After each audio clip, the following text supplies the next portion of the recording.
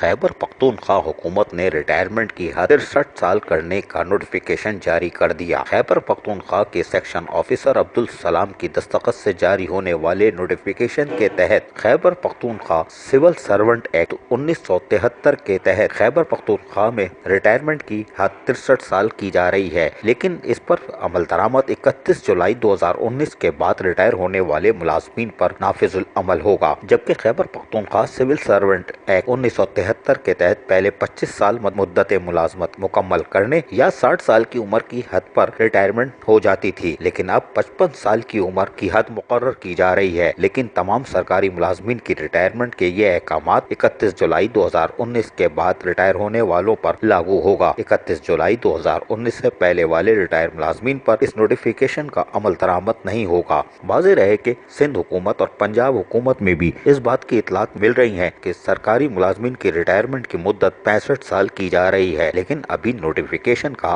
انتظار ہے۔ عزیز عارف، KVS بلدیاتی نیوز، کراچی۔